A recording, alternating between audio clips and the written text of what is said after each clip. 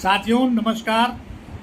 दिन शुक्रवार, प्रवीण सिन्हा आपके सामने दिव्यांगम चैनल पर विकलांग साथी ट्रस्ट की पूरी टीम के साथ एक बार हार्दिक स्वागत और अभिनंदन करते हैं। साथियों, पिछला एक हफ्ता दिव्यांगम चैनल के लिए, हमारे और आपके लिए बहुत सारी खुशियां और बहुत सारे ऐसे पल लाया है जिसके लिए अगर कोई शब्द बयां करने को कहा जाए तो थोड़ी मुश्किल हो रही है। इन पिछले हफ्तों में सरवत खान भाई ने, जिसको कहते हैं कि डेब्यूट टेस्ट मैच में ही शतक मार देने वाला काम किया, एक पहले ही एपिसोड में इतना गजब का रिकॉर्ड बनाया जो दिव्यांगम चैनल के लिए एक बहुत सुखद पल रहा। उनका दूसरा एपिसोड भी उम्दा रहा।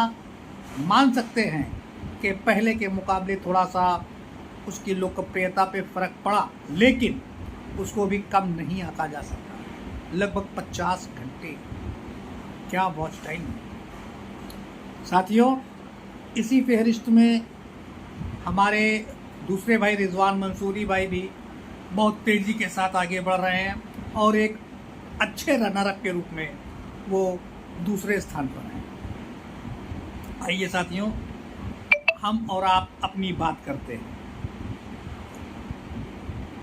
साथियों, पिछले अपने एपिसोड में हमने विकलांग जन अधिनियम 2016 के अध्याय 2 के बिंदु 7 में शोषण पर थोड़ी सी बातचीत की थी। इसके संबंध में हमारे पास कुछ व्यक्तिगत रूप से, कुछ दिव्यांगम चैनल पर मेल के रूप में, दिव्यांगम चैनल के पर्सनल नंबर के, मोबाइल नंबर के रूप में कई कॉल आए, जिसमें एक बहुत ही बेहतरीन बात कही गई कि ये शोषण की तो बात हो रही है, इस शोषण के खिलाफ हमको क्या करना चाहिए, कैसे आगे बढ़ना चाहिए, कैसे क्या करना चाहिए। तो साथियों, पहली बात तो अगर हमको शोषण के खिलाफ एक बिगुल बजाना है तो हमारे आइडियल होने चाहिए अमेरिका का अश्वेत राष्ट्रपति अब्राहम लिंकन,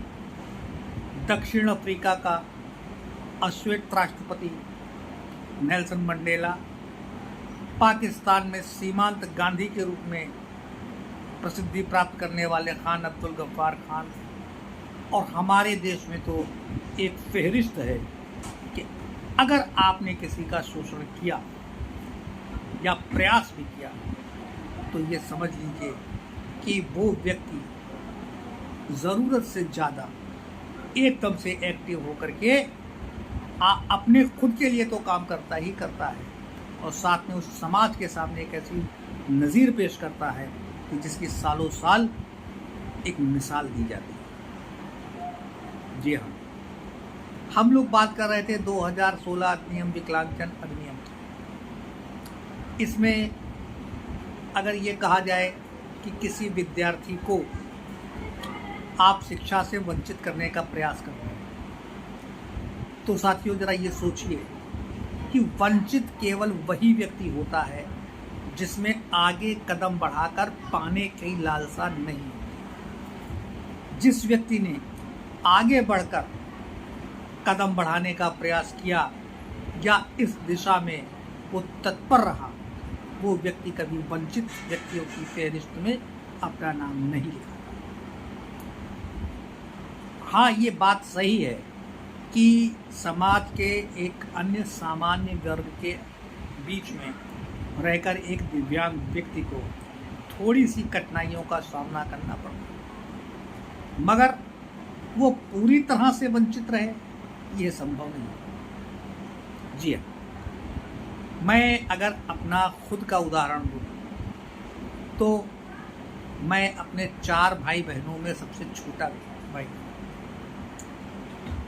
विकलांगता के कारण पढ़ाई देर में शुरू हुई। जब देर में शुरू हुई तो मेरे सामने एक पहला धर्म संकट क्या पड़ गया कि मैं अपने बड़े भाई बहनों को जब छोटा आ से अनार बनाता हुआ देखता हूँ तो ये देखता हूँ कि उन्होंने पेंसिल पकड़ी और अपनी उंगली को अपने ही दाहिने हाथ की ओर घुमाइए, तब जाके वो ऐसे करके छोटा आ बना पाए। शारीरिक अवस्था ऐसी कि मेरा दाहिना अंग काम कम करता था, हमने बाएं हाथ का सहारा लिया।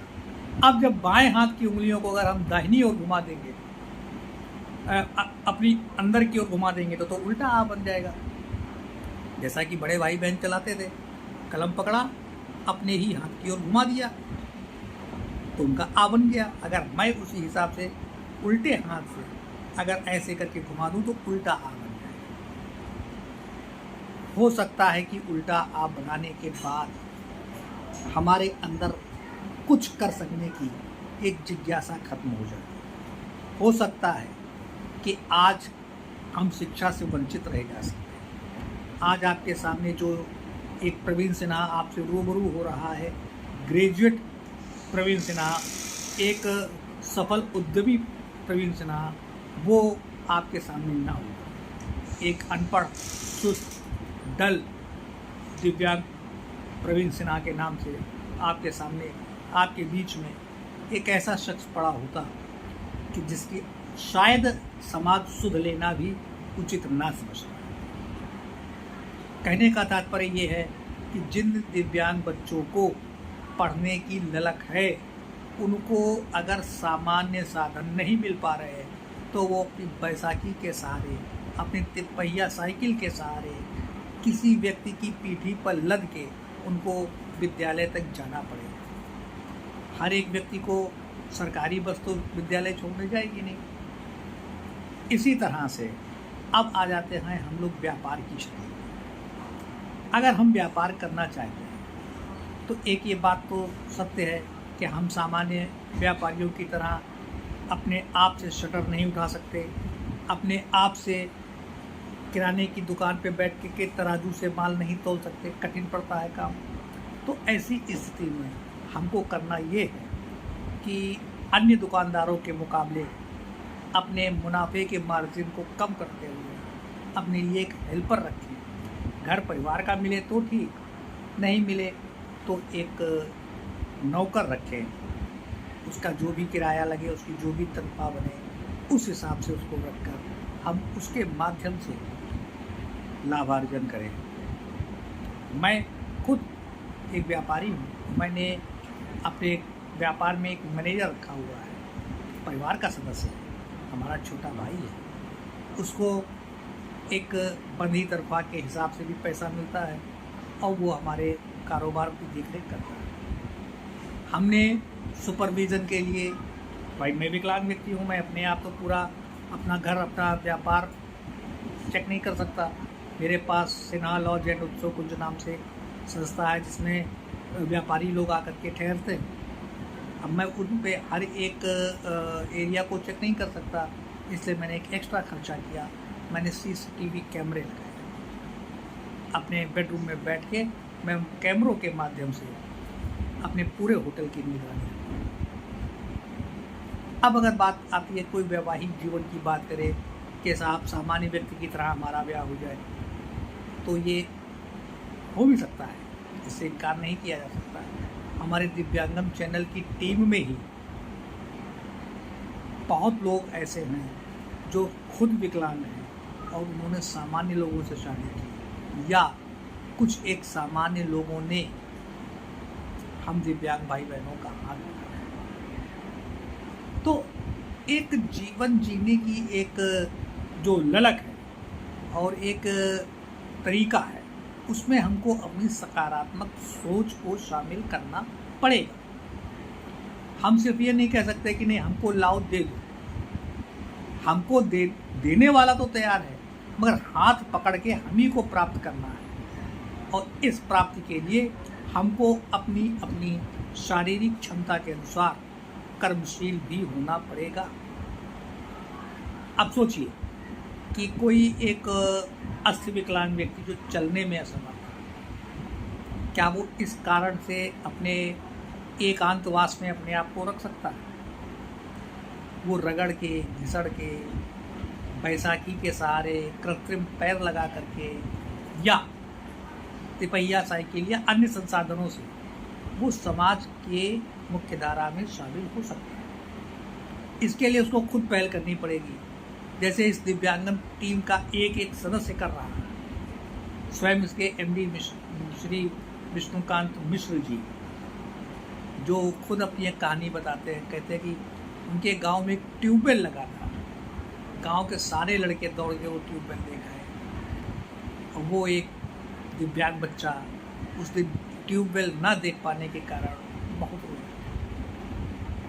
उस दिव्यांग बच्चे ने वो ट्यूबवेल ना देख पाने का आक्रोश कुछ इस तरह से निकाला कि आज दिव्यांगों की आवाज़ बनके वो दिव्यांगन चैनल बना करके आपके सामने है। विकलांग साथी ट्रस्ट बना करके उन्होंने आपके अधिकारों की लड़ाई लड़ना शुरू किया। अगर कोई प्रज्ञा चक्षु भाई हमारा है तो क्या वो नेत्रहीन है इसलिए वो घर में बैठे हैं? जो लोग हार जाते हैं वो लोग बैठ जाते हैं। हमारे बीच में एक आलोक सीतापुरी, सीतापुर के ही रहने वाले हैं भाई साहब, 100% ब्लाइंड और गजब का कवि।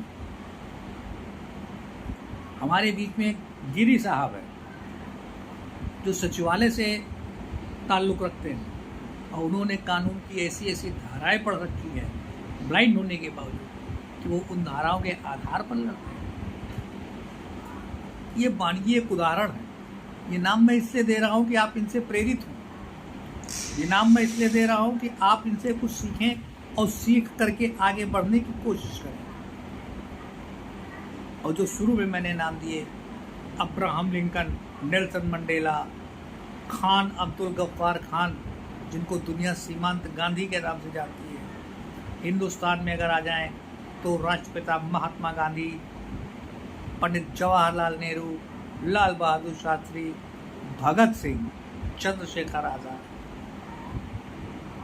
मैं किसी की कार्यप्रणाली या कार्यशैली की बात नहीं कह रहा, मैं बात कर रहा हूँ कि उनके एक शोषण के खिलाफ लड़ने का एक जज्बा था जो उन्होंने अपनी अंतिम सांस तक निभाया। नेल्सन मंडेला साहब शायद 27 साल जेल में रहे। अब्राहम लिंकन साहब न जाने कितनी बार फेल हुए और न जाने कितनी बार उनको अश्वेत अमेरिकी के होने के कारण विद्यालयों से निकाला गया। महात्मा गांधी की कहानी किसी को बताने की ज़रूरत नहीं, पंडित नेहरू की कहानी किसी को बताने की ज़रूरत नहीं। अगर आज़ाद हिंदुस्तान में अगर किसी का नाम गर्व से लिया जा सकता है, छाती चौड़ी करके लिया जा सकता है, तो भगत सिंह और चंद्रशेखर आज़ाद का लिया जाता है। मैं नहीं कहता बाकी लोग बेकार थे या नकारे थे, लेकिन इनके हौसले और जज्बे को सलाम किया जाता है। तो आइए इनसे कुछ सीखें, प्रेरित हो। क्या हुआ अगर हमको नेहरू यूनिवर्सिटी में, जवाहरलाल नेहरू यूनिवर्सिटी में या दिल्ली यूनिवर्सिटी में दाखिला नहीं मिल रहा? क्या हुआ अगर हमारी शारीरिक और आर्थिक स्थिति ऐसी नहीं है कि हम फॉरेन से कहीं से डिग्री ला सकें? तो क्या हम निरक्षर रह जाएंगे? विचार करें। हमारे आज के एपिसोड के अर्थ को, मैं कहना क्या चाहता हूँ इस अर्थ को, और आपने समझा क्या इस अर्थ को, आप कमेंट बॉक्स में ज़रूर बताएं। और हाँ, जानने से पहले एक बात आपसे और कहेंगे कि मुझे पूरा यकीन है कि हमारे आज के एपिसोड को कुछ नए दर्शक देख रहे हैं। उन सभी दर्शकों से एक अनुरोध है कि आप लोग इस दिव्यांगम चैनल को सब्सक्राइब ज़रूर करें। कमेंट बॉक्स में आकर के अपने कमेंट्स बताएं, जैसे कि लोगों ने अभी हमारे पिछले एपिसोड पर कमेंट किया। दिव्यांगम चैनल की मेल पर अपने विचार रखें। ये बताएं कि आप प्रवीण सिन्हा से या किसी अन्य मोटिवेटर से क्या सुनना, क्या जानना और उसके माध्यम से क्या देखना पसंद करना। अगले शुक्रवार को आपसे फिर मुलाकात होगी। तब तक के लिए जय हिंद।